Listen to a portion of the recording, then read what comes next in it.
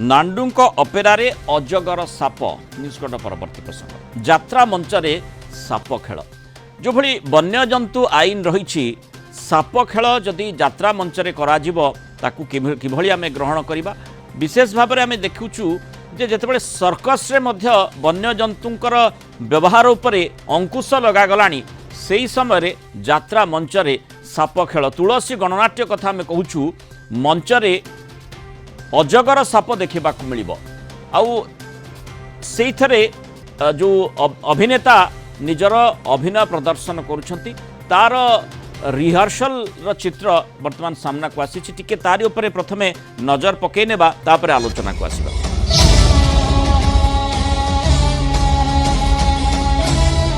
अभिनेता जन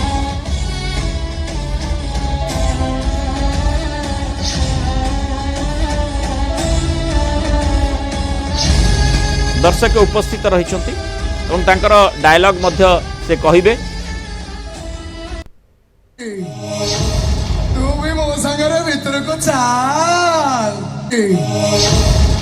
जेतेबेले ये कहा जाउची ये तुलसी गणनाट्यर ऑर्केस्ट्रा जो रही तार रिहर्सल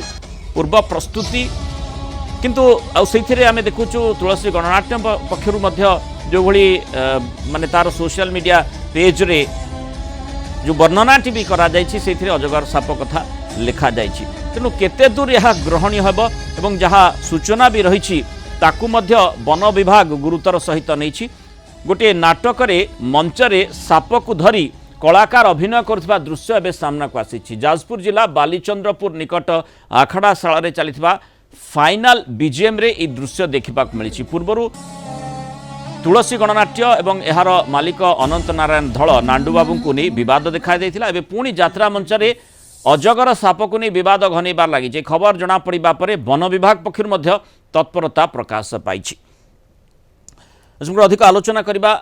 आम सहित जाजपुर रिपोर्टर अविनेश्वर शतपथी और वन्यप्राणी विशेषज्ञ लाला अश्विनी कुमार सिंह जोड़ी होती श्रुत सिंह स्वागत करवा आलोचना को प्रथम अविनेश्वर आपके स्पष्ट सूचना ने चाहिए जो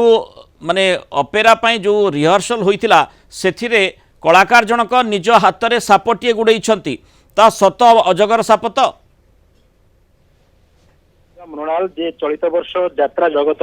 नुआ नुआ जो यात्रा सब दर्शक मान भेटी देवा जो प्रस्तुत करा जाउथबा बेले ये दृश्य होची जाजपुर जिलार बालीचंद्रपुर निकट आखड़ाशाला यात्रा सम्राट तुलसी गणनाट्यर जहां कथा कहते कि अनेक समय भी विवाद भीतर को आसी था यात्रा तुलसी गणनाट्यर मालिक अनंत नारायण धल ओरफ नांडू बाबू तांकर यही जो यात्रा चलित वर्ष जो नाटक को भेटी देवा जाउछंती दर्शक मान यही बोधे शेष देखा नाटकर ना हूँ यही बोधे शेष देखा एवं एथार फाइनाल बीजीएम होता जो आखड़ाशाला एठारे गोटे यात्रा मंचरे अनेक कलाकार गोटे जीवंत अजगर साप को हाथ में गुड़ाई डायलॉग मारुचंती ये दृश्य वर्तमान भाइराल है यात्रा सम्राट तुलसी गणनाट्यर जो सोशल मीडिया पेज रही जितेबाला पड़ा वर्तमान ये विवाद गोटे सामना को आसी। अविनेश्वर ए संपर्क में वन विभाग पक्षर कौन कहुए शुणी नेबा तापर आलोचना को फेरिबा। स्टाफ कही जांच करके देखिए आईनगत दिगर तो ठीक नहीं देखिए से एक्चुअल कौन है घटना हाथी जमी लोक पोषुंट केरल रे से किसी पेपर्स रोचे लाइसेंस रोचे सब जिन रोचे या पाखे कौन डॉक्यूमेंट अच्छे देखिए देखिक कौन आग को जावाक हम एग्री हो बोले अरेस्ट हम ना तो आम गला बेलू कि दिशबनी साइड कड़े छाड़देव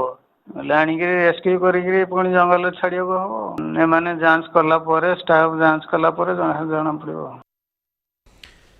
लाला अश्विनी कुमार सिंह ठार प्रतिक्रिया नेबा चाहिए श्रुत सिंह माने वन्यप्राणी दृष्टि जदि अजगर सापटी यात्रा ताकू व्यवहार करा जाई पारिबो कि आईन कौन कहूँ नहीं आईन तो मना कौन कौन प्रकार जंतु को व्यवहार करने कारण से सकाशे आम सर्कस भी बंद हो गला सर्कस वन्यप्राणी डेफिनेशन तो हूँ बाहर रहा आणिक व्यवहार कर कौन नियम नहीं